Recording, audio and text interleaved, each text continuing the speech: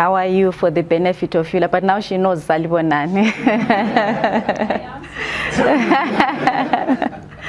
All right, so we'll be talking about networking between art institutions, and based on my IVLP experience, I will just give also background to what is the IVLP, how did I get there, and how does it then lead to networking between art institutions. So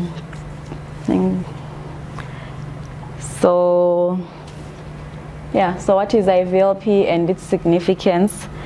This became my book when we're traveling throughout, because it was the entire program for 3 weeks, very detailed, to the point, with an itinerary for each day, from day one up to the day of departure, with our hotels, our meal places, facilitators, spaces to visit. So everything was in that book. So all we had to do is make sure you check your program every day, you prepare accordingly so that you are not lost, and you know you are not fumbling around throughout the presentation trying to find out which topic are we on today. So this became my big book. So IVLP is it's called International Visitor Leadership Program, sponsored by the State Department in America through its local embassies in each and every country. So our theme for last year, 2023, when we went, was promoting social change through the arts. And we went from 25 November to 16 December.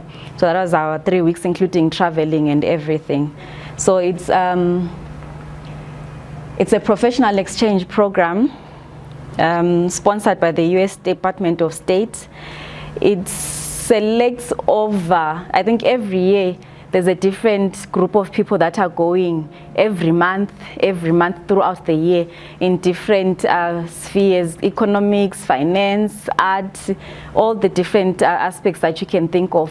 So each embassy in each country selects its own. So I went under the culture because I'm in the arts and culture space. So that's how we went. We were 16 participants from different countries. Just off the top of my head, there was Tajikistan, Azerbaijan, Barbados, Nigeria, Uganda, New Zealand. If I recall some, I'll keep mentioning them as we go. So we're 16. Some of them were curators, some of them were artists, some of them are officials in the ministries, in their countries, ministries of culture. Some of them were spoken word artists. So we had a variety of people as fellows, as participants during that period. Some of them were dancers, some of them were performance artists. So it was quite a huge variety. So it's an exchange program sponsored by the US State Department. And it brings current and emerging leaders from various participating countries selected by the US embassies. So like I said, it starts off with its selection from its local embassies. So the local embassies of the US embassy in each country select someone or an emerging young leader in the different spheres, so in this case in the arts and culture space, to say we are recommending you for the IVLP program to go and get trained on this and that, which is the outline program that we'll be discussing as we go by on the, because then go back a little bit, I think you've moved forward. You can go back again. Yes, so because we've been interacting with the US Embassy, working with them, so the selection started, I think, early last year, the nomination. So the local embassy nominated me. We did the application and the interviews and submitted everything to the United States State Department. And then we waited, I think, in the entire year. I think I'd even forgotten about it. And then I think around somewhere June, July, that's when he started processing to say, no, you've been selected and you'll be traveling at this time and time. Then we had to do the whole process of the visa, the flights and everything. So to make sure by the time we get to November, everything is in place and is ready. So it's based on our expertise or your leadership potential and your commitment to the home countries in terms of the programming that you're doing in the arts and culture space. You can press the next slide. So we engaged in a lot of programs and activities. Like I said, it was tailor-made specifically for us in the arts and culture space. With right from arrival, it was clear what we were coming to do. We were meeting with institutions in the different arts and culture spaces, different galleries, community-based organizations, artists who are doing amazing work. So every space that we went to was responding to the theme, promoting social change through the arts. You will see some of the pictures and some of the organizations that we visited. I'll be explaining a bit what they were doing as well. Still on the background of IVLP. So essentially what it does, it promotes a mutual understanding between the US and its countries where the embassies are other countries. So we had meetings, site visits, workshops, cultural activities, which provided us with a comprehensive experience of what an American culture is. It also promoted cultural exchange, knowledge sharing amongst us as participants as well, and also with the organizations that we're meeting and interacting with on the ground, just to be able to understand what are we doing as a country, what are they doing, are we doing the right thing or the wrong thing, and in whose context anyway. Next slide. You can go up to the next one. So these are the objectives of the IVLP program. This is just stated also in their website. If you Google IVLP State US, these are the objectives that will come out. And particularly for this project, there are some of it that we are tying also into arts and culture. So managing conflicts, youth leadership, personal and community healing, and promoting cross-cultural understanding. I think this was mostly emphasized because we were an arts and culture group.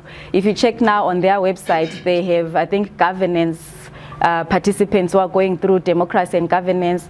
Early, I think in the year, there was someone who attended from the finance sector. Next slide. So it examines the role of arts education in encouraging young people to be responsible, engaged members of society. A lot of the emphasis that we noticed as we were on the ground when we're touring these spaces is the involvement of young people in these spaces as curators, as leaders, as artists. Some of them are leaders in those art spaces. Some of the organizations that we went to are led by young people, founded by young people. So the project or the IVLP also encourages that as a nation, that young people should be at the forefront and involved heavily in their arts and culture space.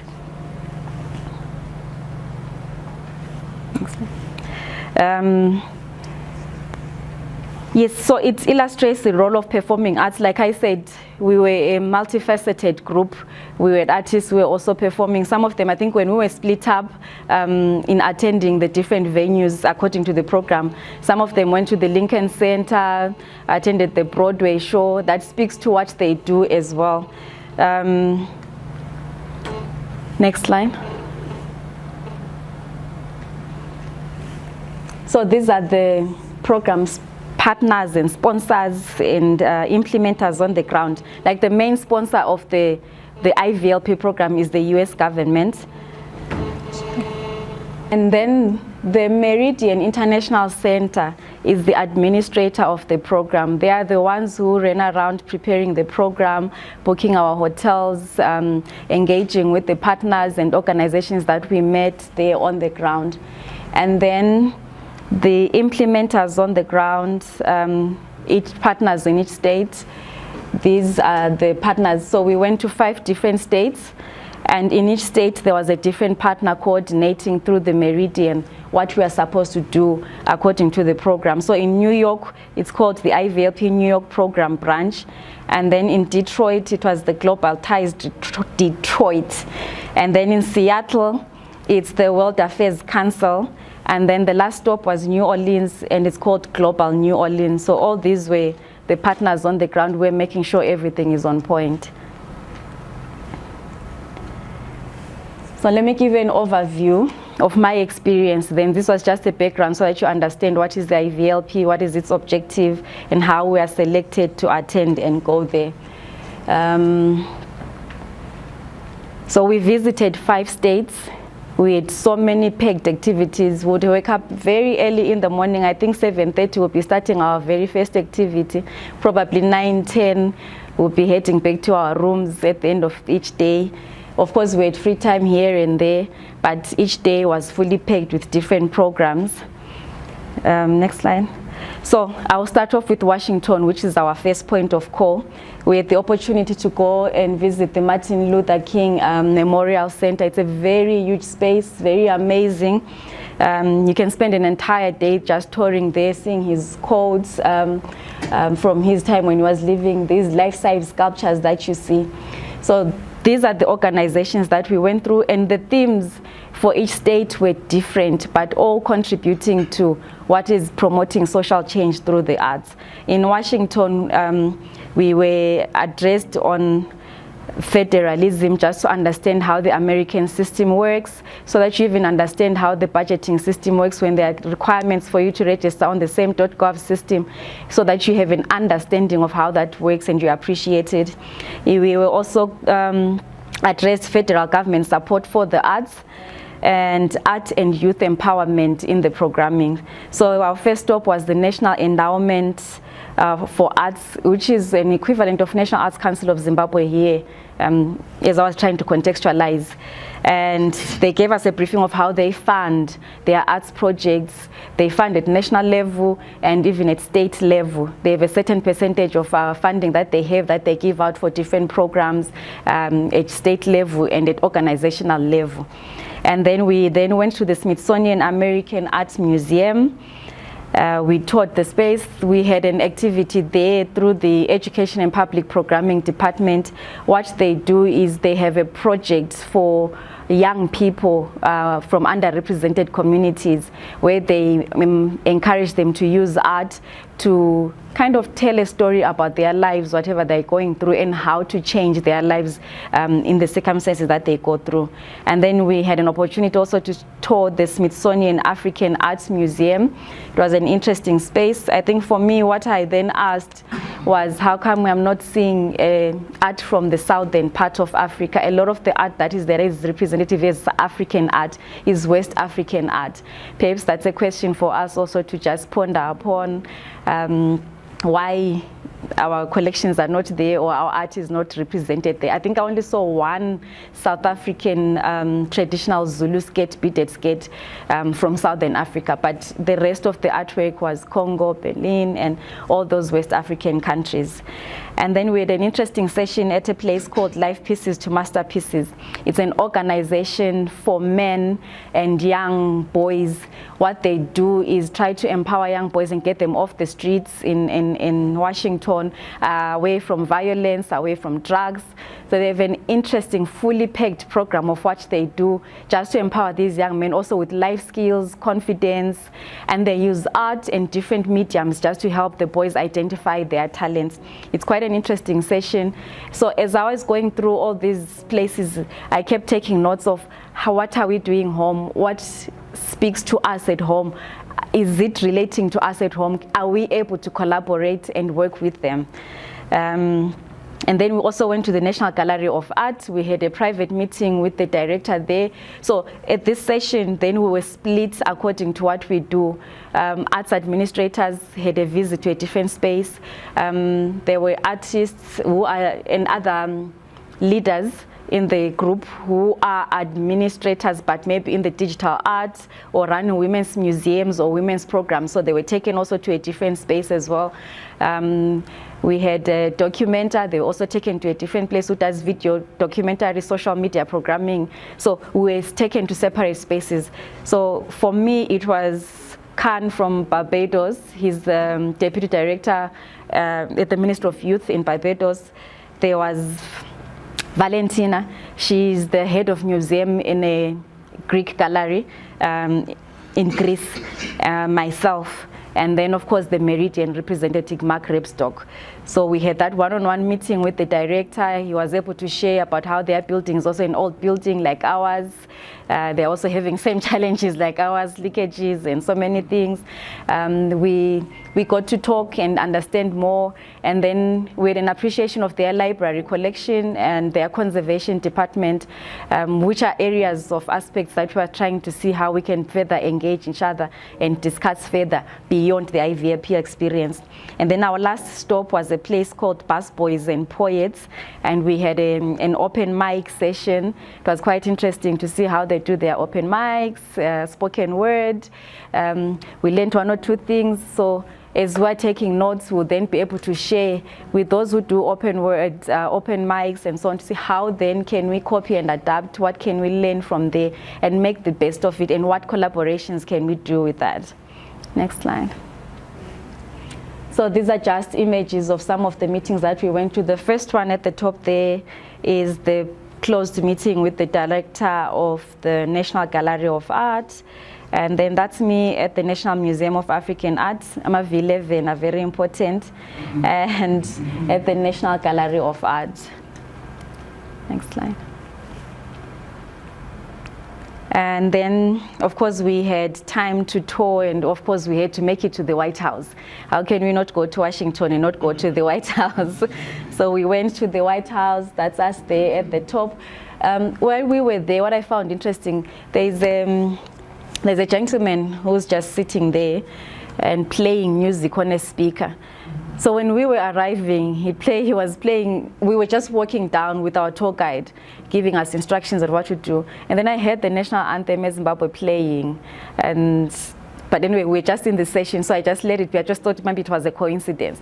So when we had done touring, so he just sits there, plays national anthems of any country.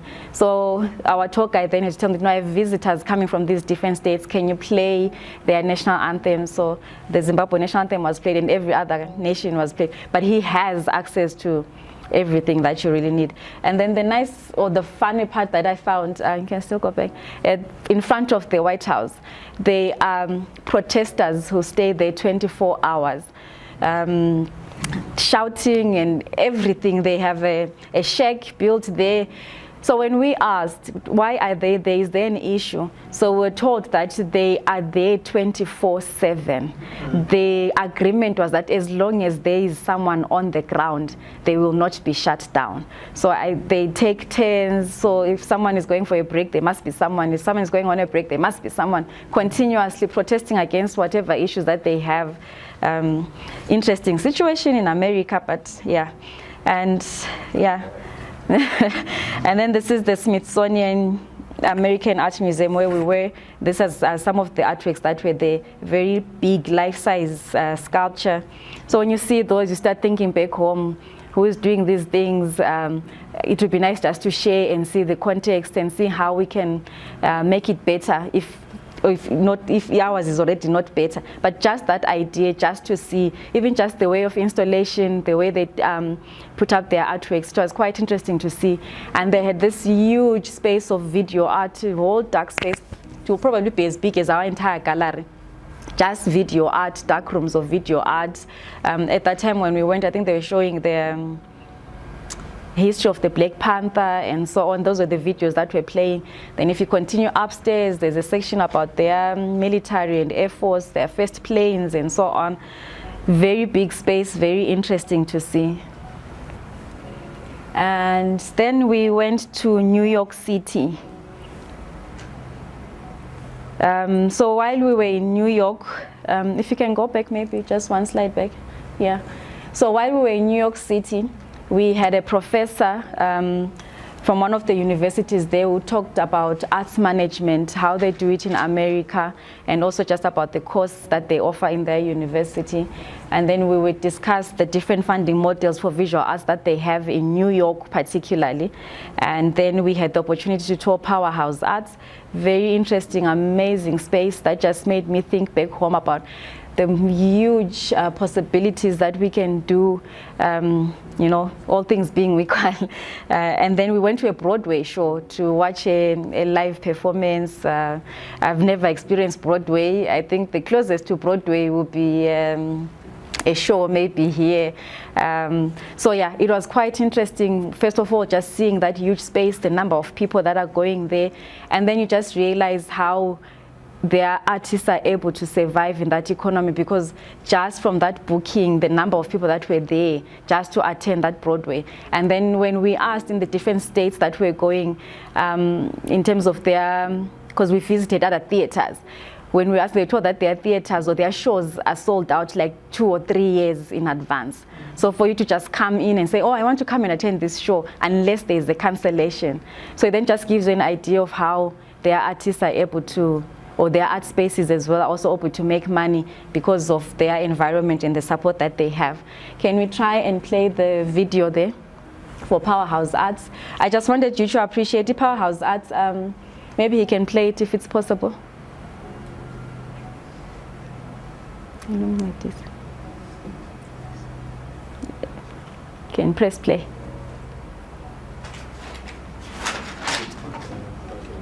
It's on there. It's the side one, the one on the side. So while they're trying to fix that, Powerhouse Arts is a former industrial space that's no longer functioning. And then this organization took it over and created an art space for their artists. So they've used, oh, it's not playing.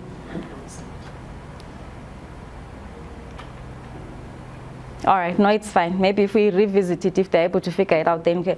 So this was in that picture, maybe you can go back to that. In the picture was the director for founder and director of Powerhouse Arts. They took over an industry, that used to be an industry, and turned it into an art space. They have a workshop for ceramics, a workshop for printmaking, a workshop for sculpture, a workshop for metal fabrication, which is what was in the video there, what I wanted to show. Just go back, because you're already way too ahead. Go back to New York. Go back. Yeah, just leave it there.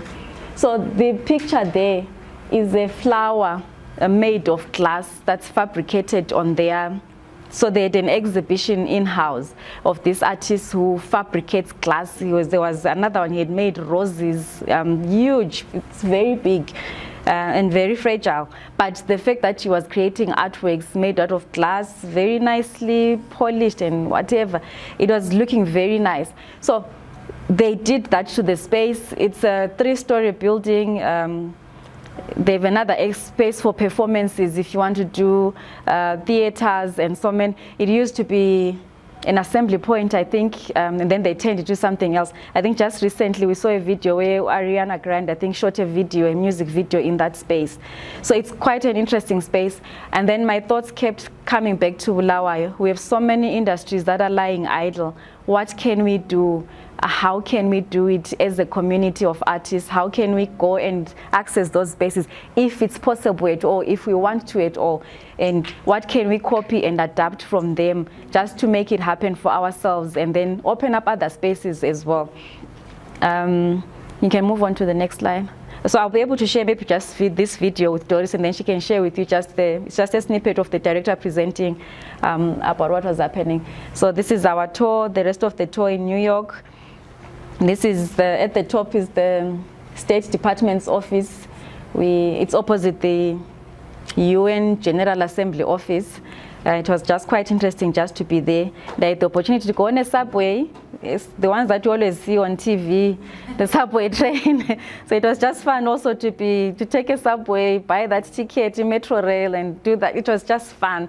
And then you just realize, for some of us, maybe the younger generation who never had the experience of riding a train here in Zimbabwe. So when you get that, it's just one of those memories that you get. But for you, whoever missing it out, I'm sorry. Hopefully you'll get another chance as well. And then, of course, we had to go to the Statue of Liberty to see it. It's one of those places where you just have to go when you're in the States. Quite a big space. A lot of people go there. You have to book in advance to go there. But because our program was packed, we just did a boat cruise drive-by, close enough so that we can just take photos. Next slide. And then after New York, we went to Detroit. So we were then split into 2 groups based on what we do as well. Others went to Minnesota, and then we went to Detroit. I really liked Detroit because I found people from home. Many of you know Chilo Johnson. He hosted me. We went to his arts and culture space that he's developing. He was able to share about the work that he's doing and how he's connecting with artists in Zimbabwe. It's only just that maybe we don't know much about it, maybe because of lack of these connections, but he's really doing amazing work connecting artists in Zimbabwe and artists in America and doing exchange programs. So out of that conversation with Chido, we're hoping we can also build something fruitful for the artists again this side in this region. So it's conversations that are also ongoing as well, but we'll keep you posted as we progress and see where we're headed to.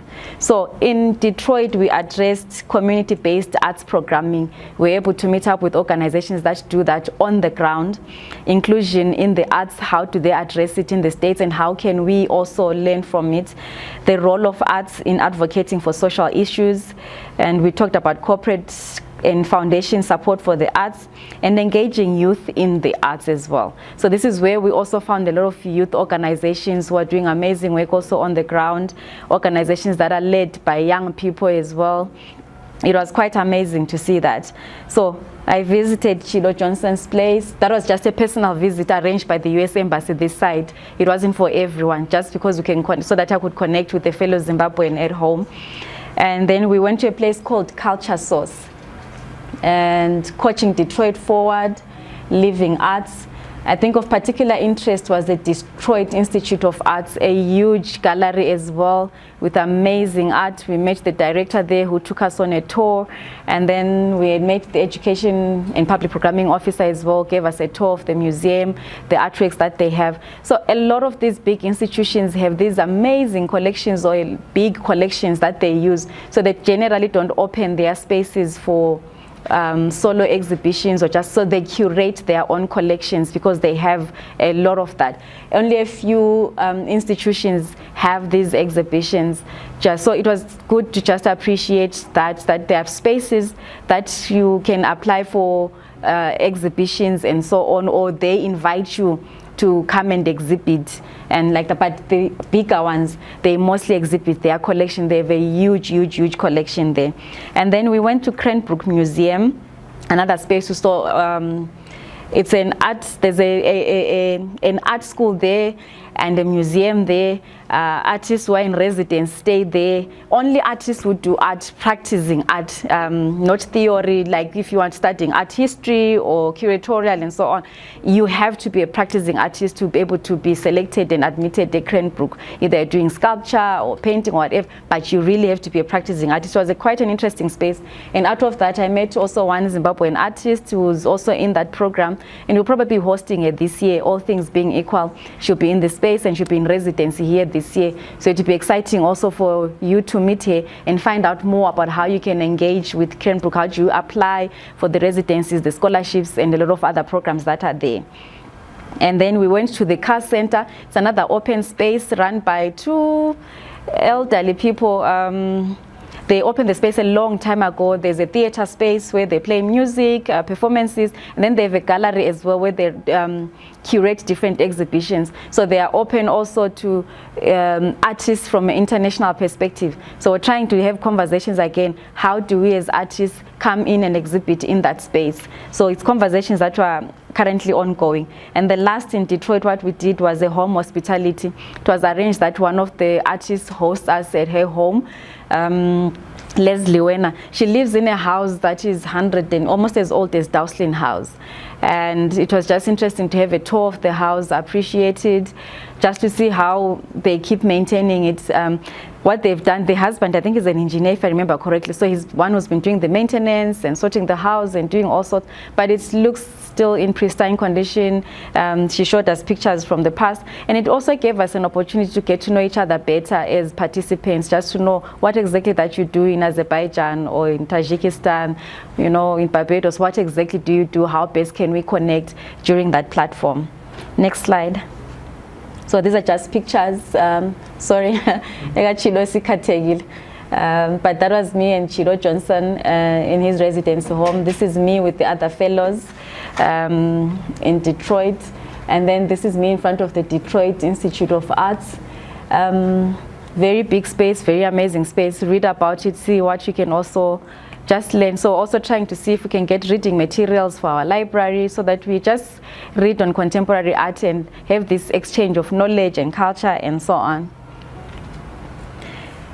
And then we were off to Seattle, Washington. And our themes there talked about state and municipal government support of the arts. I found this very, very interesting in Seattle because they have a concept which we envy and we wish we could also have. Their city council has a funding for the arts that's a huge budget. I think they also said that from the stadiums, there are some takings, that the gate takings, a certain percentage, which is then allocated to the arts sector. You see how it gets you thinking and wondering, how do we tap into the BF gate takings, Highlanders, and bring it here into the arts? Even if it's 0.5%, it will make a huge difference for us. So it just, that's why I said, if you see my notebook, I was just scribbling a lot of things. So when you hear, you listen, you start like, maybe if we engage, maybe if we, so that's also where we then come in and say, how do we use art for advocacy to present these things to the councils and say, can we make this work? Is it feasible? And then just try and make them see how it will benefit us as an arts community and then overall as a community as well. So it was quite interesting for me to learn that. We also spoke about cultural policy making, the presenters who just told us about the policies, how they come to make the policies that they have. And then at the same time, we also compare as well. We have a policy as well. How did we go around it and so on? Trying to take notes and see and comparing as well. Advocacy for the arts. And then we had a sharing session, because remember I said in Detroit we'd split into 2 groups, but in Seattle we're now back together as 16 participants in the session. So they had to share about what they experienced in Minnesota, we had to share about what we experienced in Detroit as participants as well. And then we went to a place called Inspire Washington, and then we met with the Office of the Arts and Culture of City of Seattle. This is where we got all this information about their funding and so on for the arts. And then another interesting organization was ArtsWA. I liked how the presenter engaged with all of us. I think a week on our arrival, he went onto our social medias, get to read our bios, engaged us, and started sharing about what they do as ArtsWA. By the time we came on ground, it sort of felt like we were on familiar ground with them. But the work that they do and the funding that they have is also amazing. Just to realize what they do for the arts sector, very, very, very huge amounts that they have that they're giving out. And then Arts Fund as well is another funding organization that exists in Seattle. Then we had an opportunity to go to what is called Snoqualmie Falls. Their version of Victoria Falls. So I told them, no, our Victoria Falls is much bigger and better than your Snoqualmie, but it's okay, I will tour it. It was quite interesting. But that place powers up their electricity. Again, you start taking notes. Where are we going wrong? How can we improve? Because if it's smaller than Victoria Falls and then there's this whole lot of energy and electricity going around, how can we learn from that? What can we do? What can we do as artists to lobby or present such issues based on what we saw? And then we had a community mixer. We met different players in the arts sector in Seattle. So we've exchanged notes on how we can work and collaborate and do sort of things. So during that community mixer, we also made presentations about the work that we do in our different countries as well. So these are just the pictures of us in Seattle. That artwork up there is by it's called, in a town called Olympia. It's a big, big, big sculpture of 2 lovebirds. It was donated by one artist. I just found it interesting just to be there. It's very, very big. It's also one of their places that they take their tourists to see when you're doing a cultural tour of the city. And then you just also think, all right, so Tina, what do we have? What can we have if we don't have it? Can we have it? And who can make it as artists? Do we want it as artists? So you just keep thinking a lot of that. So that's me behind the Snoqualmie Falls there. So until when Victoria Falls, it is much, much better and big. But anyway, we appreciate it. And this was part of another space that we talked where they have these different murals mosaic art. It was very interesting. So what I found also interesting in the States is public art is very prominent. You have these buildings with murals, with a lot, and no one vandalizes those spaces. Also, Tolama posters on all of those spaces. So I suppose it's their culture, asebelayo, where people know and appreciate that. And also, I just learned about the authorization that you get in putting those murals up and so on. So you'll be taking notes and learning as well. Okay, so this is how you do it. Maybe this will be important also in how they get their artwork protected as well.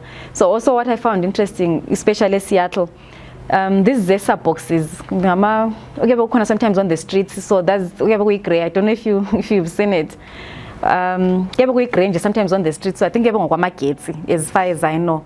They have art on those, they have murals on those, so that everywhere you go and you turn, down the street and avenue, there's an art piece. You won't fail to find an art piece, either a mural or a sculpture or an installation.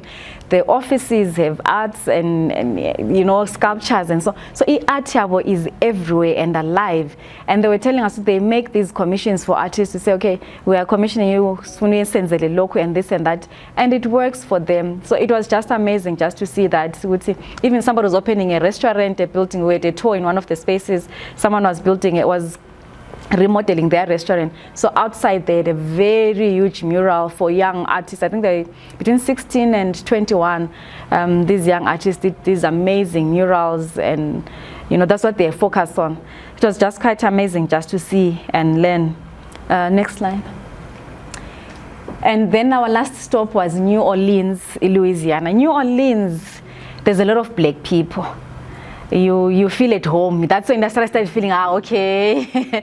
Washington was a lot of white people, and you have this culture that you can feel, I'm really in America, I'm in a foreign space. But you appreciate it, of course. But when you're in New Orleans, that's when you realize, okay, this is where, if I'm to move, I'll start there, I think. There's beans, so our diet becomes normal. There's lots of beans. They call it kriwi. I think I forgot one of the magazines to show you. There's a space called Beanlandia. What it does is documents beans from around the world. It's now a gallery space, a museum, bean bags, where you sit there, bean bags, there's beans there. So you want to share, is the artworks that he has there are made of beans.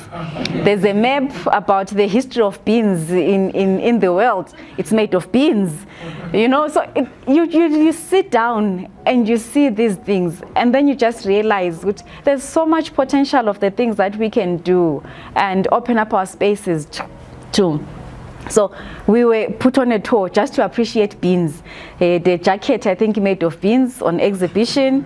So I think I have a magazine somewhere about it. It's called Beanlandia, as in beans.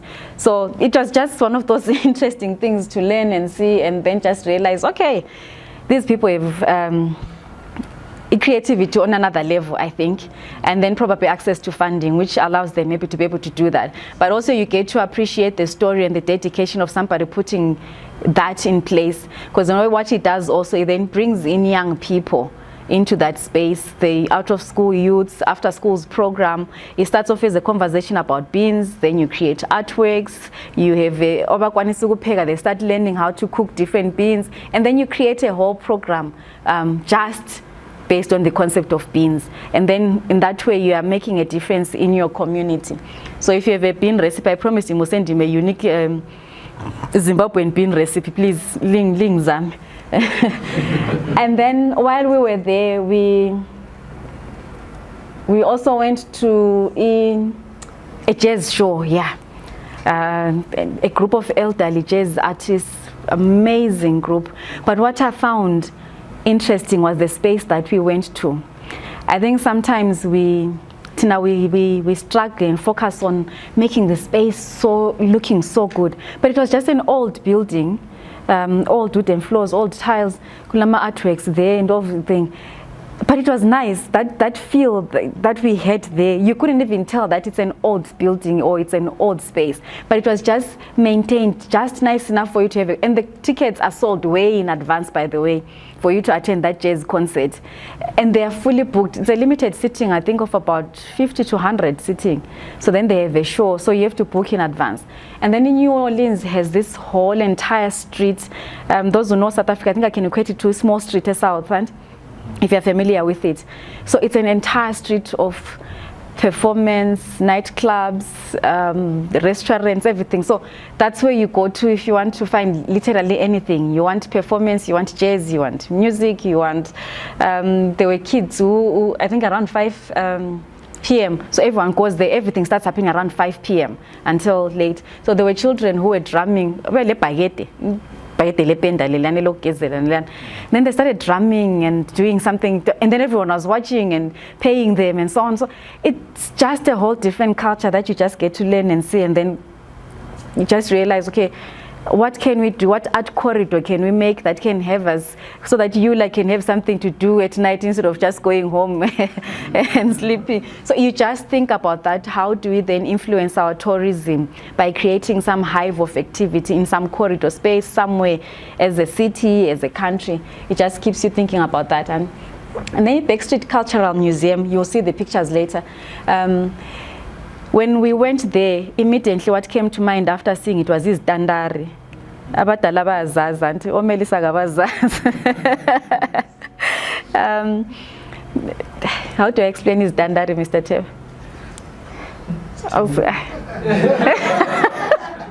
I'm trying to find a way. I remember growing up, you know, I think people from Zambia, I think, would be dressed in traditional regalia, face paintings, and these scary masks, or we thought they were scary at that time when you were a child, and scary masks, some of them walking on sticks, like that. Then they'll be dancing and drumming, performance, and you go around. And I remember going around such taboos that if you're pregnant, you mustn't go there because you standard or so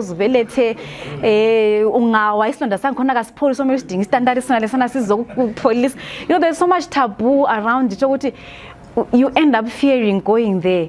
But now when I look back and when I saw what they're doing at Backstreet Cultural Museum, and then I think, what a shame that we were made to grow up believing that, and what a shame which it's not even documented, it's not even there. They are making a museum. It's one man or in New Orleans because they've a Mardi Gras. Concept of that runs, I think, sometime in February for an entire month. So that concept here is Dandari Konkona, that festival that they do. So they have these costumes that they make every year. So it's based on the indigenous group, Indians. They have these traditions on allow that are more or less similar to traditional dances on allowing what you're Nyao dancers. Okay, all right. Yeah, Nyao dancers. Thank you. We gave them the wrong name. Nyao dancers. I appreciate their correction. So then this guy took it from there. So when the chiefs were having these ceremonies, and then because it's a culture that also was kind of dying out, they then turned it into a huge festival. You make your costume, you dance, street fights, so they have an understanding of it, what it means. But you don't get to wear the same costume the following year. You have to make a new costume. And these are life-size costumes made of beads. They are very heavy. Yeah, you have to have stamina to wear it because it's also very hot. So it just got me thinking, how can we make our festivals different? How can we re-celebrate those things if they are celebrating that? And remember, these are people, these are African Americans who are trying to find their origins back home in Africa. And this is the closest they can get to being home, being Africans, through those concepts. Mardi Gras, they had a lot. So Backstreet Cultural Museum celebrates all these Mardi Gras or jazz funerals. So I remember they were told that there's a jazz funeral. You have a 2 weeks funeral before you're buried, and then people come and sing and dance in the streets. And then before you're taken to your resting place, you know, you have these whole jazz groups that are coming and playing. It's a whole celebration, and it just makes you think about a lot of different things. But I found it very interesting. And then dancing grounds. Those who like to dance. they offer dance lessons, and then they use dance for social change, how to get young people off the streets by teaching them how to dance, then recommending them for these dance productions and so on. But our dance concepts are based on our dances, the same dances that we don't want to promote, West African dances. There's unfortunately I can't play the video now, but we had a dancing session as well, and then she explained to us, no, all this wiggling and dancing, it's come from West African, and then because they've assimilated different cultures as well, then they incorporate, but their foundation of their dance is West African dance moves up. So it just makes you think about your own culture, how we're not appreciating it, and yeah. And then people for public art, those who do murals, young artists who do murals, these are people to connect with, network with. Their murals are amazing. Young people just addressing violence, health issues that they are facing in the community. I think one of them just mentioned the challenge that they're going through as a community where they stay, and they put it into art because they can't stop. And when you meet these young ladies, they're very shy when they stop. But when they start speaking about their art, they just come alive, and then just realize, okay, this feels like Musbani at home, you know, things like that. And then you start thinking, how best can we connect? How do we do it? Because, yeah, it's then, like I said, it just makes you think of what kind of work that you're doing at home. And then, of course, the Pinlandia that I've already mentioned. So still has really been magazine. So at the top there is the mayor of deputy mayor of Olympia. Olympia is the capital of Seattle, I think that's what they said. So we're taking on a city cultural tour to appreciate Olympia, different spaces and so on. So we went into the mayor's office, we met, I think, different of us. Then at the bottom there, that's the Backstreet Cultural Museum, the costumes. Unfortunately, they are not that clear, but I'll try and send also in the WhatsApp group, stories can share. So these are the costumes that are now collected in the museum. Now they are done in modern beads and feathers and so on. But each costume tells a story of the chief of the ethnic group that they belong to, what the dance means, and already children are already being incorporated into that. Young children is 5 years already appreciating their culture. They've already been part of the concept.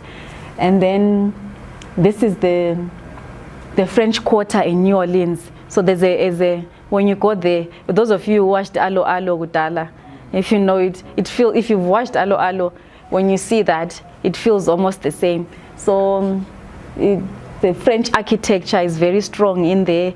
There's the city park in LA where we were, kind of feels like City Hall, where we familiarity. Sometimes that just makes you feel like, just feel like, oh, this feels like City Hall, this feels like what at home. So there's a restaurant there where you can just go in and play as a musician, collect and start playing your music and everything. After your session, you can just collect your money and go. And then somewhere along the streets, there'll be groups playing music and so on, just entertaining people. But of course, I think people just make donations and so on. It's just fun. You're walking around the city and then there are people playing music, or there's a group that's dancing there and collecting money. And it just made me wonder, can we do that? Would you in the first place be able to, yes, nice performance, for 10 minutes, do we have that culture? Are we able to have it? Did it used to happen? You know, things like that. It just makes you start thinking. Next slide. Okay, I've already mentioned the countries represented, so we can pass that one. I think I'm done. And oh, sorry, I'm not done, but I'm almost done. All right, so lessons learned, and you can move to the next one. Like I said, as I was taking notes, you realize that in terms of our programming and in terms of our art, Latu are not far off the mark from what the Americans are doing. There are murals.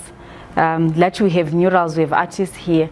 It's just a question of concepts and understanding each other in that exchange, just to learn. You know, there's always room for learning. In terms of their programming, also for social change, when you sit down and start taking notes, there are different organizations who are addressing issues of drugs and substance abuse. That's social change on its different level, maybe in the context of our country. So we are close. We're just lagging behind because maybe of technology. Like I said, when you saw the powerhouse arts, the equipment that they have. Even if you want to do printmaking, I thought about it when I was there, when I saw these machines for printmaking, very big, that fills up an entire room. And then we screen printing where they dry, and so like an entire bottom gallery, and it's just one room just for printmaking. And then you just realize, if only also we had the same access perhaps of technology, some of these things or some of these processes, so that we are able to create these larger than life artworks. I remember at Powerhouse Arts, they did an artwork by one of these artists. So I ended up by using acrylic nails. Those that you put on artificial nails. It's I think possified to Pezulu, half of the studios Pezulu Lapana. Sculpture it was installed in some public space in a mall. But when you see what it's acrylic nails is onto some sheet, but then there's a lot of engineering that goes into it, because Powerhouse Arts they have engineers as well who help you to create your life-size sculpture, to make sure if you're putting it in a public space, it's safe, it's balanced, and so on. So you start thinking around those areas. Instead of being maybe a one-man band when I'm creating my artworks and I'm creating this lifestyle, can I engage an engineer to come and give me this advice in? Maybe it's something that we also need to look at as artists as well, to try and see how we can make it work. And then when we were asking around the space, each space you kind of ask, the first question that you ask is, where do you get your funding? Where do you get your money to do all of these programs? And then they will tell you, oh, we have a foundation by Silenkosi and Doris Foundation who have donated $10 million to us. And then like, okay, then you go to the next one. Oh yes, we have an Henry Ford Foundation that donated, $2 million for us to do everything. And you're like, okay. And then you go to the next one. Where do you get your funding? Oh, we get it from the NEA, and then we have the Ndlovu and Moyo Foundation that donated to us so much money. And you start thinking, how come Utebe is not donating to me? How come Utanisile is not doing a foundation and donating to us? Who is setting up a foundation? Do we have foundations at home that do that? Do we have that culture of philanthropy? Because the entire conversation at the end of the day when it came to funding was their funding comes from their own people, for their own people, for their own programs. Some of them were not extending their funding opportunities beyond America. They're just centering their money. And then, of course, you start taking notes and thinking, how can we change that narrative back home? Are we able to change that narrative back home? If we have people who can afford to donate 100,000 every year to the gallery as a foundation of what a huge difference it would make for us in terms of funding. You know what I mean? So I'm just putting it out there. How can we develop a culture of philanthropy? It's starting with us here in the room. I know, for instance, in the context, but just thinking around the idea. Maybe it may not necessarily be money, but philanthropy can also be in terms of time, equipment. It starts off from the legal things that we have there. But that idea of funding just made me, I think all of us, they would just said, Esh. And then we put these question marks on our notes, said how we wish. But we keep wishing. Next slide. I've already mentioned technology. Uchido Johnson took me on a tour of the school where he lectures, and he lectures his sculpture. And then their department, art on its own. I think we took an hour just to tour, and we didn't even finish the entire space. But I know it's a ceramic, gas-fired kiln. Huge, like very, very big. How can you just keep thinking? And then they have an electric one, so that work is moving, and it's a huge space. There are studios upstairs for my part one, my final year students, I think, if I'm not mistaken, where you work on your projects. And that concept of studios is interesting. Just open studios, just your space there. Your space there, your space there. Not look at when you valid and to tell a kilo base phakathi vela valela windy. So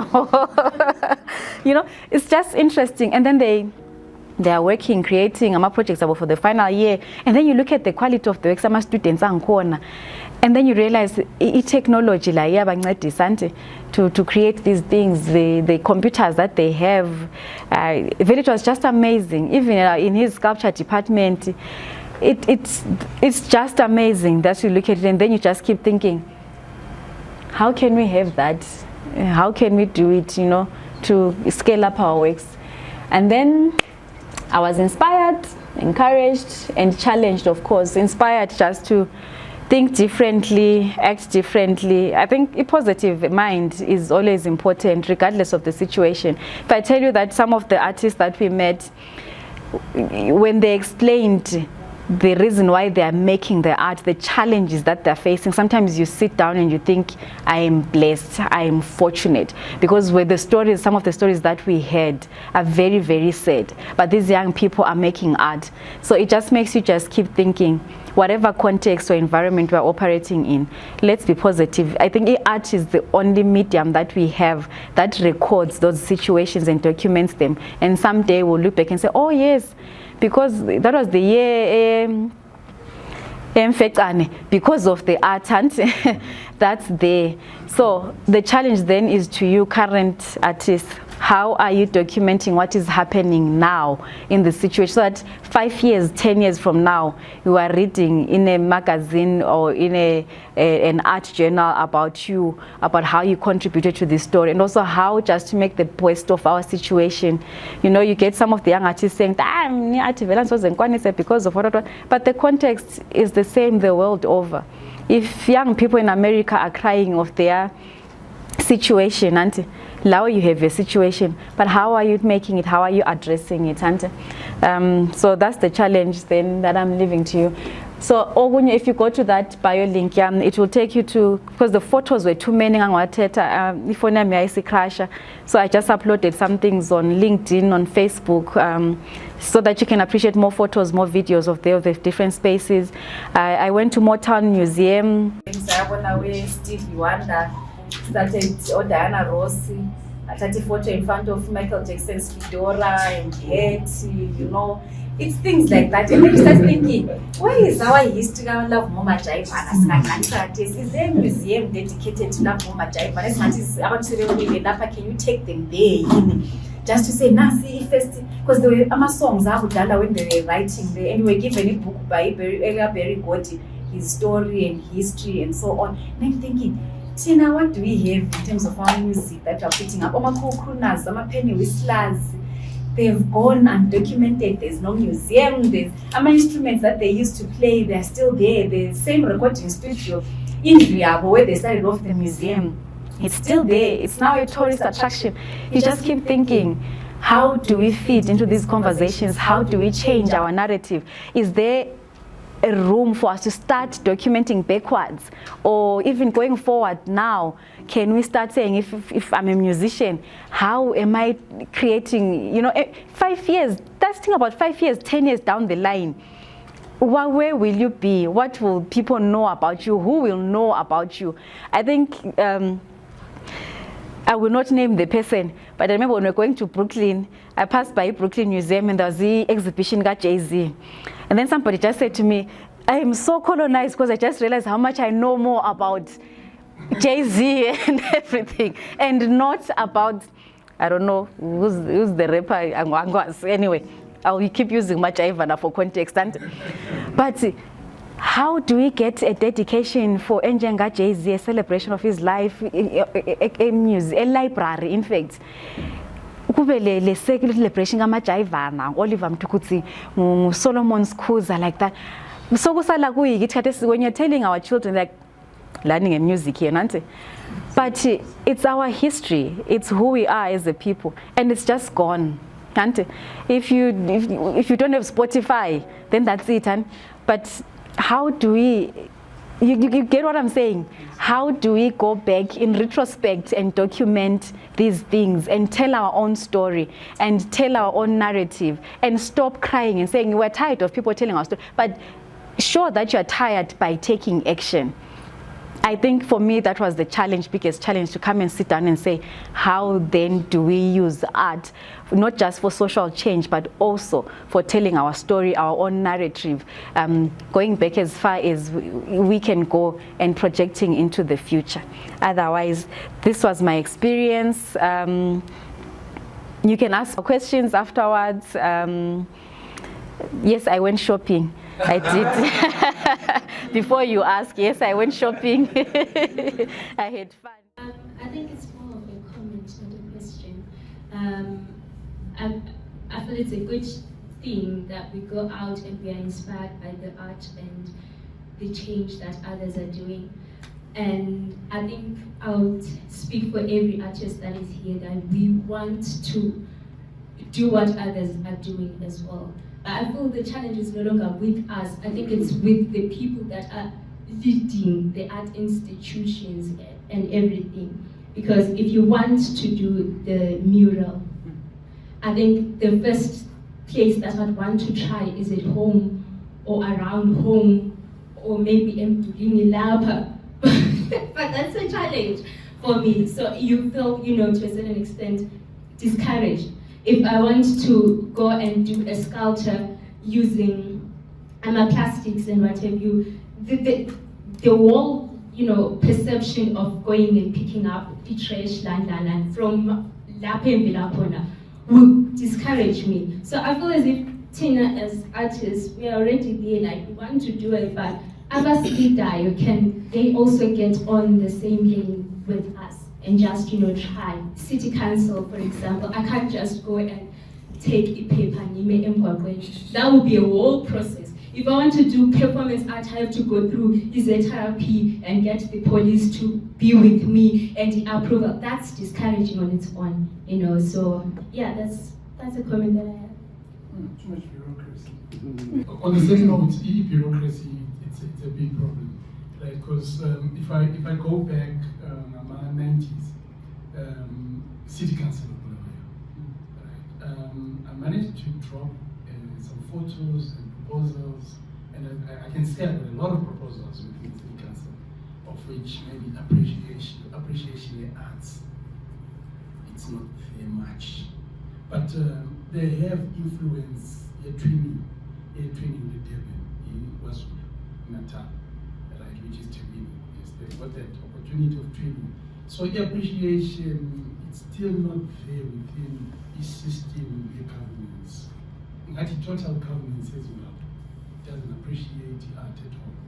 But it's so good for them when they want us to campaign for them. That's when they appreciate the art. I remember one time telling Itrilo, I think IVLP Itrilo, they wanted us to create some posters for Africa Olympics. I think the Olympics is a White City Stadium. They called most of the artists here, some of them artists here. I remember talking to this lady. She was saying to me, Tanisile, we got your name from the National Gallery, that you're a good artist, whatever. As she was saying the same thing to other artists. And then there I was, I said, thank you so much for that. So how can I help you? We want you to come in and do some work for us at drill hall, so that we can produce that work for the White City Stadium. And then I say to her, any remuneration? She says, no, you've got to be patriotic. The only answer I gave to her was, I cannot eat patriotism, Mama. Your phone call that you did, you're paying for that phone call. So please, let's be on the same level, especially when it comes to remuneration. No one has to be paid in Zimbabwe if you're an artist. They don't pay. So that also discourages us. But now, as we're talking funding. We've got institutions in Zimbabwe that do funding. And the truth that I'll tell you about funding in Zimbabwe, if you're not in the club, you're not going to be there. You're not going to get funding. For example, EG Culture Fund. Culture Fund is its own people that are there in the queue, ready for the funding. Not for Danisile, not for you. Even if you apply, it will take you ages to get but the funds are not even their funds. They have donated funds after all. By saying this, I'm even saying, let me just cut. Stop politics. Okay, I'll start by thanking you, Media Director, for the insight you have given to us. For me, personally, I think this is very, very important. If it can be important to me, as we are all here artists, I think it should be very much important to all of us. Now, what I'm trying to say is this has been a very good eye-opener.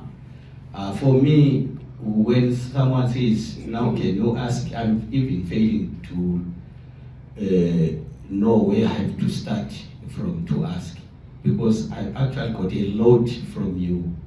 I really have got a lot from you. All I can say is that I thank you for the trip you went, and you are coming here now. You are explaining everything to us. It's like also we have gone to America. The way you explained everything in detail, it's so good, it's so amazing, and we really appreciate that. And what actually I would say, I'll be coming back to you, Media Director, as an individual, because sometimes we can discuss these things as individuals. You are opening the doors to us as artists, all of us. I think this is really a homework you have actually given to us as artists, so that when we go back home, we don't have to sleep. We should sleep over these issues. Think more about it. Think more as to how to go about everything we've been talking about today. How we can improve our lives as artists. How we can improve our areas, our towns, our homes, our art as it is. Because you spoke about a lot, and for me, I even thought when you were talking about murals of art all over, wherever you were going. I remember sometime we had a meeting with the directors of the City Council. I think a brother Tebe would conquer with me. One day we had a meeting with the directors of the city councils. I even mentioned this, that we need to be supported by the city council, by the government. I even mentioned that when Konti Mhlanga died, I had the opportunity to speak. I mentioned this to the government, that they need to sponsor the artists in order for the artists to wake up. And also as artists, yes, we cannot wait for the sponsorship. Suppose if it does not come, what do? You cannot just sit down and do nothing and say, there's no sponsorship, so I'm dead. No, we have to try what we try on our own. And but on the same note, it is important for the institutions to also play their part. This is why I'm saying I'll come to you, discuss more about it, so that we see the way forward. Thank you.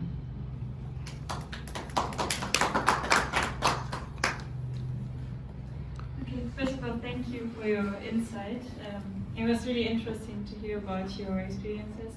My question would be that now that you have made all these experiences, what changed for you now? How are you using these experiences to really not they change so much, it seems like they change so much for you, not only for your thinking, but how do you use these experiences now to go further? Like, what really actions do they cause now in your work, in your museum here, or in your your job life here? So not only did they change the thinking, but what are the actions that are coming out of these experiences now? Okay, thank you for that. Because it's you start off with the process of engagement, which is where we are now, to say, this is Silenkosi, we met during that process and so on, and then start the conversations. So emails have been written, notes are being exchanged on what we can do, ideas are being shared on how we can work. So it's always a question at the end of the day also of funding, and also co-funding. How capable are you also as an institution to be able to co-fund such a project if we're able to partner with you? So it will circle back to that, but conversations have already started. We then wait to see how we then pan out. But also in terms of programming, there are things that you sit down and think, this we can do, even within our own, without external funding. These are some of the things that we can deliver on the ground. And then also the idea then is to share also with other organizations. For instance, when I said we went to an open mic, is then to sit down and discuss with other open mic artists how best we can collaborate and making an open mic session here at the gallery that's family friendly, that's safe for anyone to come through. Because at the same time, we also don't want to create an environment where it's just rowdy behavior, just booze. We don't want to be another public bar, but we want to be a nice art space that then allows for that exchange of art. So already some of the conversations are started with other people in different organizations where you learned, okay, so I saw about how a jazz festival or a jazz show can be run. How do I engage the National Arts Council within my space to say, here's what I learned, take notes from it and see how we can do, how you can improve or how you can copy and adapt and share on that. So I think beyond this point at the moment, beyond of engaging and discussions, whatever comes out will be rolled out at the end of the year or as the year unfolds into 2025. There are some efforts that we're making as participants also in that program to have these exchange programs, because I shared about the studios that we have at the gallery, an exchange program that we have. So there are artists who have also expressed interest in wanting to be in residence at the gallery. So these are conversations that we're starting to have. When can you come through? How are you able to come through? What sort of funding do you need? What sort of support do you need from us? So I think let's watch the space and see how it unfolds, and then we'll keep just sharing and documenting it also on social media as well. Thank you. Okay, myself is what did the Smithsonian African art when you ask them about the art in the Southern Africa kind of art, what was their answer to that? And the other thing is other countries have a percent for artworks that are commissioned to be placed within the city. I don't know if our own mayor's offices have a percent for art, so that by having a percent, or if it's not there, then we can write maybe a proposal for our own public arts that we find within these spaces, because they are markers within our city. Like for instance, we have the Storm Bay. And people, when they want to drop off, they say, drop me off at Nkomo's statue. That's an artwork. They are pinpointing an artwork. They are saying, drop me off at Kaufman's artwork. So they are markers within the city. They are helping people to identify spaces. So they are giving a character to a city. So they need also maybe to give us a percentages coming from, inspired by what you were talking about, the gatekeepings. So we can claim that.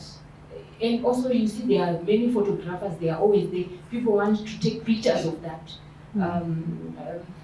of Nkomo's statue. But we are not getting any percentages. It's just going to the photographers and the people who are the combis or the traffic which is passing by. So we need maybe to blame something from that. And then as for the youth, you need also to write your proposals, your own proposals. Don't wait for an institution, because sometimes an institution will be pegged also with so many things that they are also mandated to do. So if you come with your proposals, then we try also to push them to relevant offices.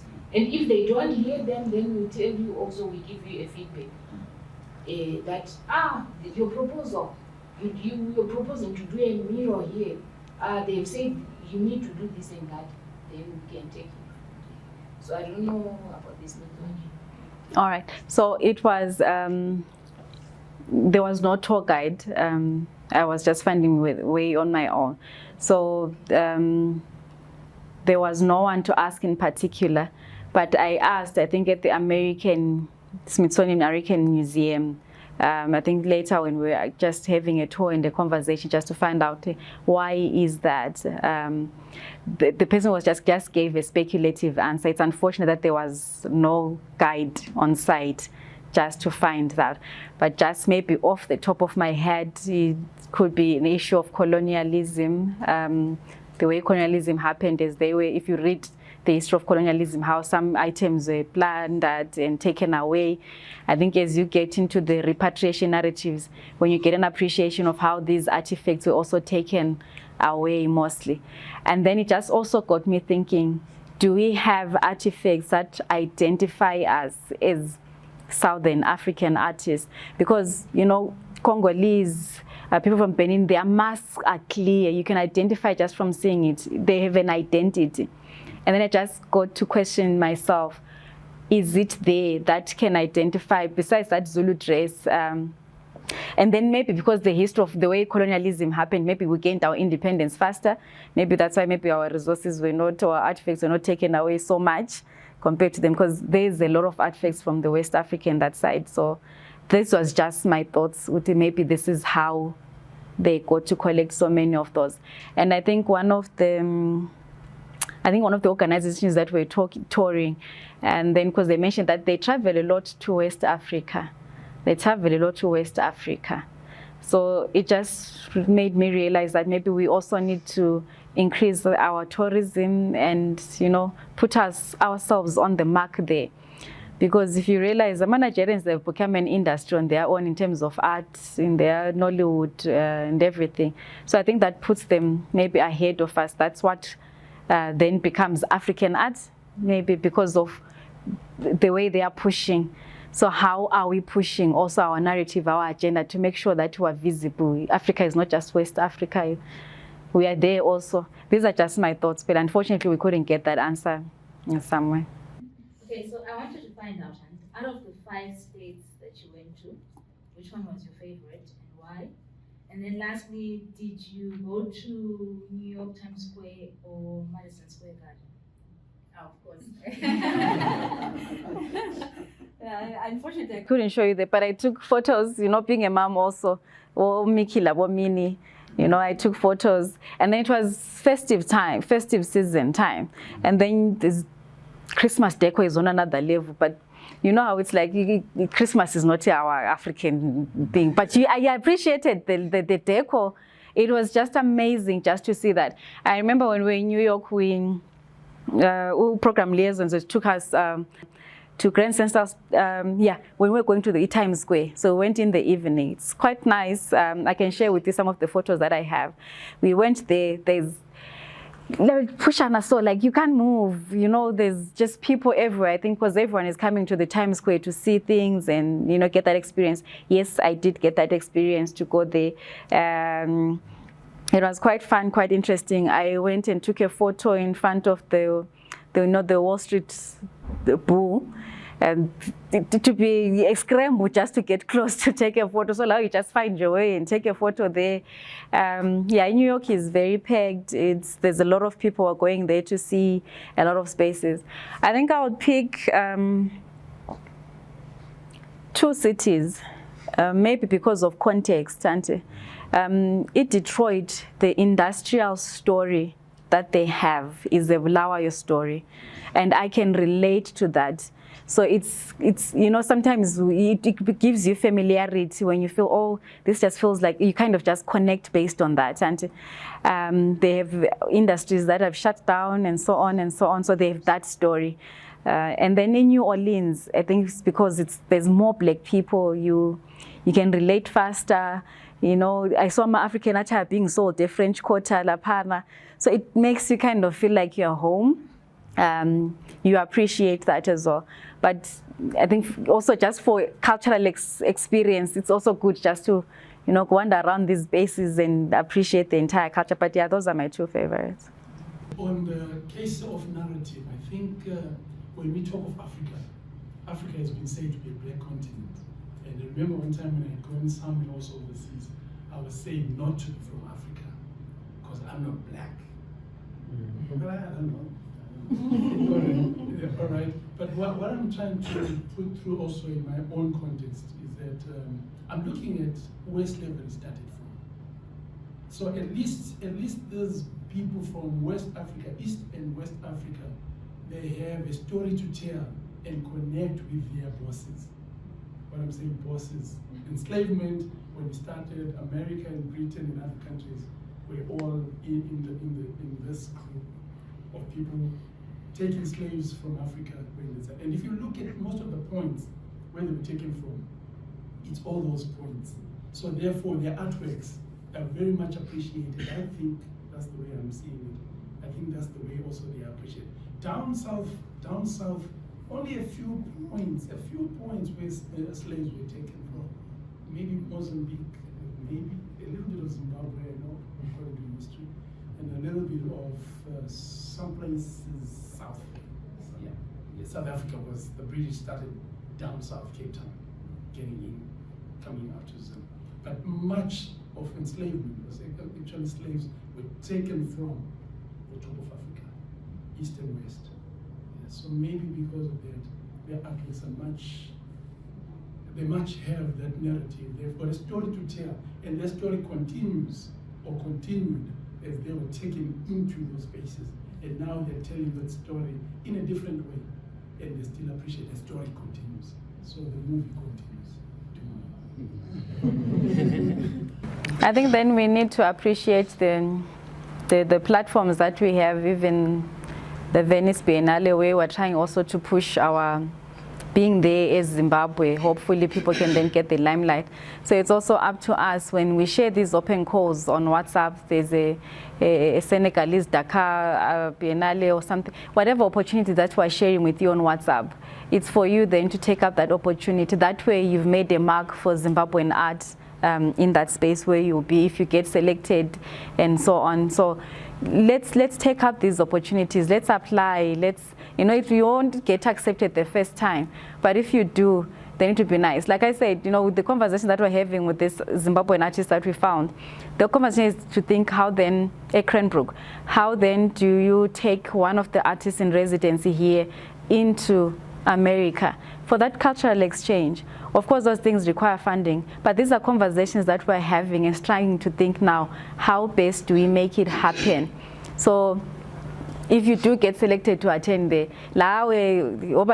ticket or something, just to contribute, because we are doing the best we can within the limited resources that we have, but we are trying to open up the spaces. So let's make those efforts and try and make them work and contribute to these conversations and see how we can make it work for all of us, because at the end of the day, we need to thrive as an arts industry. As I went through your conversation last year, there are points whereby you brought out standard story. You know, it's so amazing that when you look at our city and how it's structured, there are certain places where we used to go see those standards. But if I tell you one place that has been destroyed and covered by sand, by the city council of Bulawayo, Mashumba, if you've been to Mashumba, Mashumba, behind the clinic, 1970, I remember 1974, 75, way back. I was young, but that place, Mashumba, between Mashumba, the clinic, and Valley, there was a little stadium, whereby we used to watch it under. But that is nowadays, but in our times, you know, nowadays there. The bad thing about that place now is that it has been covered by sand. But the city council knows about that place. So there are many places around. If we get to the city park, there was the amphitheater. The the city council did something amazing there.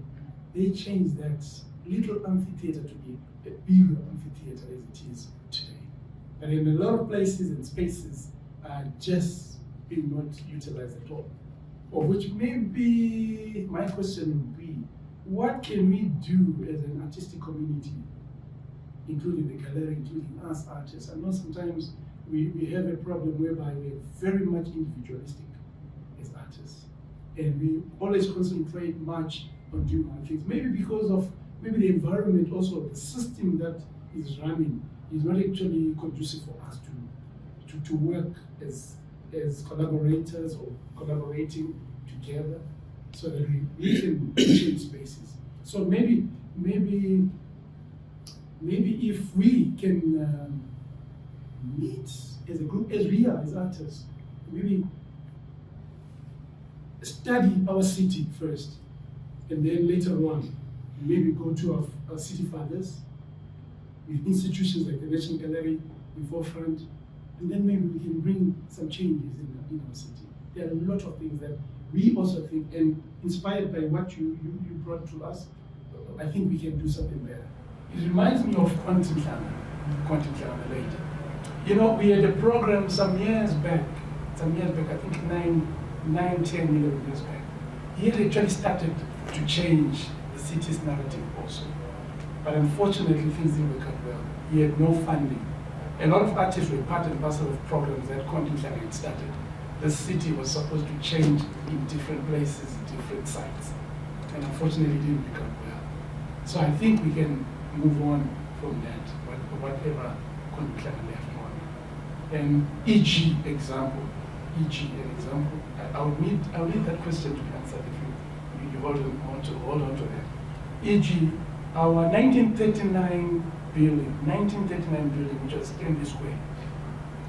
According to the program or projects that we sent to Quantum Climate, like one of the developments that have been done now, and I think and I believe was a project stolen from Quantum Climate's work by the City Council, is the renovation of a 1939 building, which is Stanley Square. And I've got proof of that. Thank you. Okay. I think I'll answer from the gallery perspective. What we are trying to do is to say, let's get artists in associations. I'm sure you've seen on the WhatsApp group where we have artists in Bulawayo, artists in Plumtree, artists in Gwanda. So every time we have an outreach program, we make sure the artists come together into an association. Sometimes it's easier to push an agenda or to be heard when you are collective as opposed to when you are single. But if you are in association and then you go to the city fathers and say, we would like A, B, C, and D because of A, B, C, and D, and you show also that you are organized, you have a vision that will benefit the city and the community, it becomes easier. So at the end of the day, even if we represent as a gallery, we would need the support of the artists to say, because we are a representative organization. And the people that we are representing also need to be organized and to be formalized and to be in these associations. Let's be registered. You know, I feel like sometimes we think bureaucracy is just here alone. I know it's the same processes to get a mural approved in the States. When they were explaining to us the process, you need that clearance, you need that clearance, you need that clearance, you need that clearance. It's there for a reason. You know, when you're managing a space, you don't want people overnight over a mural and things like that. And so let's see how we manage the bureaucracy. This is where we come in and use arts for advocacy. How are we then using our language, which is art, to advocate for the change that we need? And different people lobby and advocate in their different spaces, but ours is art. How are we coming together to make use of that? How are we coming together to, I know there are some artists in these other outreach programs that we have. We have come together as a collective. They've asked for land from their chief, and they are trying to put up an art association. So these are little efforts for engagement that they're trying to make and build themselves up. And then we need to take the step further and say, this is what we want as artists. When we conduct consultative meetings, to say, what is it that you want us to speak? So that when we're attending these meetings, we're able to say, no, this is what we are as an art sector. We are kindly asking for this, and get a feedback and report back. We don't want to speak also on your behalf and misrepresent you. We can speak also from an institutional perspective based on what we think and feel as an administrative organization, but also practically on the ground. We need you to be there, to be collaborative, to be together as a team. That way it will have meaning and it will have purpose. Then we are able to then say, this is what we are crying for, this is what we are asking for. My individual will be, individual efforts will be in the paper and then filed and forgotten. In newspaper articles, tomorrow there's another story, tomorrow there's another story, tomorrow there's another story. But a collective effort where you have an association, you have a chairperson, a committee that you have tasked to say, can you go and follow up on this? No, this is what we're doing, we're asking for. For instance, if you want clubs back from City Council, say, can you allocate these clubs back to the artists so that we're able to work? We need that proof. The artists are there, the artists will make the space work, and so on and so on. So collective effort is very important. We cannot make it just singularly on our own. The story will watch, you have a story in the media, and then tomorrow about something that happened to Umakelwane and so on, and we forget about your advocacy. I remember I took some of the videos I was taking just to share with my family. So when we were doing, if you were driving around, and then I remember the first time when we were in Washington, I was like, how clean is this place? Not even a banana on the floor. I literally looked and was like, I want to see. But I didn't see it on the ground. And I thought, okay, maybe Washington, capital, they're hiding, and so on. Went to New York, a bigger space. But it's the same, garbage is being collected and so on and so on. You go to, it's the same, awula doti on the ground. And then I kept thinking to myself, how are they doing it? Is their culture? But how do we get to a point where you eat your banana driving on the road and then you throw it out on a tarmac? I don't know how we as artists can change that narrative, can change that story, so that at least at the end of the day we have a clean city. It's the national drive, it's a national campaign, it's a city council drive. Let's use that as an angle to say we are engaging the city fathers on this. We'll use art to address these issues. The recycling or collecting of papers more that you're crying about, and let's find a way of engaging the city and saying, can we have refuse and so on. We tried it but hey, artists amathatha amapenda afaka phakathi kubhini yezithwala kubhini yama-plastics. I think you found something else, and I think it's little efforts that we start off from ourselves. So we want to revisit it again, and hopefully it will work this time around. If we're able to put it up as a gallery here, what's to stop us to say, when we're going out for an outreach, the next set of artists that we take, those legal changes can have that snowball effect, and then you can make it work. So I'm also just trying to campaign with my resident artists with, please, as we put up these bins, can we toe the line and join in the whole cleanup thing and not just cry? And I think also I'm always for the belief that, we have been in Tandane for so long, but at some point you need to stop being in Tandane and be who you are, who you want to be, and who you should be. So we can cry bureaucracy, cry city. What are we doing? Let's have efforts. Let's record things. Let's push and say, no, this one went, it was rejected. How do we revisit it? How do we change strategy set and make it work? But we can talk and talk and talk and not act. And let's start off by being associations. Let's register, let's formalize, so that people can realize that we are a sector, we're serious about what we're doing. And we need to show them that we're in business, we're making money. That's how it starts. Then when we engage based on that, like look at what the vendors are doing. There's a vendors association. Yeah. Or I'm a vendors. They have an association. I saw an invitation where we're invited to somewhere where there's I think they're part of a a HIVOS grant or something. I remember seeing the invitation where they are talking about urban futures and urban cities like that, but vendors are making a contribution to that narrative, and artists are not in that space, and we're talking about our city, our future, and we are not in that conversation. So what are we doing? They've come together as an association. They are registered there because there's that whole, you are all aware of the council, the changes that the city council is making, but because they are registered, they have an association, their things are getting kind of moving somehow, and there's that conversation. What is stopping us from making that same change if we come together and be a meaningful association and make that impact? I think it still goes back at the end of the day. We are here. If you tell us, say, we have an association and we now want to register, we don't know how to drop our constitution, we will come. With National Arts Council, we will help you drop in a constitution, go and register, we will help you, all the things. And I'll speak of Plumtree Association now, what they are doing, the artists there. They've already started collecting their dues. I think they've paid their gallery membership. They've developed their constitution. They are registering with National Arts Council. I think from the conversation that group that we have seen, they've done that. So what are we doing? Once they've done that, they then want to apply level for funding. Now they're an association. They stand a better chance of applying for funding, telling their story, but what are we doing in our different spaces to come together and, you know, and advocate for these things and create this narrative, ensure this narrative? It's action at the end of the day. So, a lot of projects. Yes. Everyone right now, you look at this issue, madam.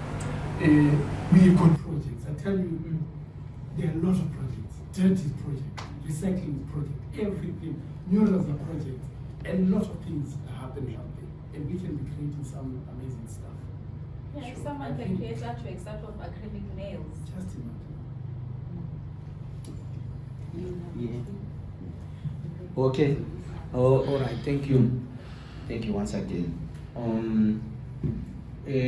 Actually, I'm just coming back again to say I personally have tried as an individual to make things work for us, for all the artists, especially here in Bulawayo, or at the end, for every artist also in the country. Now, what I'm talking about, you remember, we are talking about the School of Art, Mzilikazi Art and Craft Center. Mzilikazi Art and Craft Center now is a white elephant. There is virtually nothing which is going on there at the center. Why am I talking about it? I'm not even shy to talk about it because I've actually engaged the city council officials in a big way. Something will be coming on now, or something will be coming up from my initiative. What I'm saying is, maybe if I can ask that we at an organization here, an association, VAP, is it still there or not there? If anyone can answer me. Is it there or not there, VAP? Still there. Is it working? Yes. Okay, all right, let's leave it there now. Thank you. Now, going on, I actually engaged with the city council about reviving Mzilikazi Art and Craft Center to make it work, and to work for the young and upcoming artists. So I've even offered to be there to work from the center so that the up and coming artists can come and gain experience from what we have experienced, some of us before. And fortunately enough, it looks like now, after a long struggle in so many years, someone is trying to listen now. You see, I ended up telling them just a few months back that I better go and see the mayor. The mayor, David Coulthard. You know, we Africans, sorry, we've got a culture of fearing white people in most cases. So when I said I'm going to see the mayor, David Coulthard, everybody started jumping there in the city council. Then they started making things to move. You will see as time goes by that Mzilikazi will start, something will start. I'm praying that God make us live, give us some more time to live so that we make it work better now. So, as you are saying, Madam Director, it is important for an association to kick so that some of these problems can be tackled. This is why I'm asking that, is VAP there? Is it working? Otherwise, there wouldn't be any need for us to form another association when we have an association already. Or maybe that association needs to be revisited, and then I don't know what could be done, but we are artists. This is our duty, all of us, to see how best we can make it work. If it does not work, then there should be questions. Why is it not working? Then we see how it should be made to work, and then we can tackle some of these issues together. Like I'm thinking of this idea, Madam Director, that you came up with a lot of very important issues as you were addressing us here. Some of us also needs the city council to be addressed. Some of them also need some government department to be addressed according to your experience. You are a national director, gallery. You are a national gallery director. So everyone falls under you. Meaning, for me, what I'm trying to say is that you cannot leave others outside. When we are talking about art, especially here in Material, here in Bulawayo, we are talking about this gallery. You are the head of it. Yes, there is a national gallery in Harare. I know of that. There's no problem. But now issues can start. Our own issues here in Bulawayo, in Material, can start from here. Then we can go forward from here. So now I'm suggesting that I would see. This is why I was saying, I had said it earlier that I will come to you. I didn't want to say this because it may be like you are preempting things before they get started. This is why I'm saying I will come to you so that we talk more about it, and then we engage other areas of concern. So maybe we can see how best we can do it. But as artists here, I think it is important that let's make VAP work. If it's not working, it is our duty to find out why it's not working. Who is the chairman? Who is the secretary? Maybe they are not doing their job. Then somebody or some others have to come in so that the association can kick. Thank you. Thank you. I think that also maybe it's also our prerogative also as artists also to be part of the association. When you now know what is IVLP corner, make an effort to go and ask and register and suggest ways of improvement, and whatever is lacking. I think the chairperson is here in the room with us, so you can, chairperson, and you are taking notes and you are hearing, so make whatever use you can for communication, and we talk about it. But otherwise, thank you very much. Well, thank you for honoring our invitation and for listening. Yeah, let's clap hands for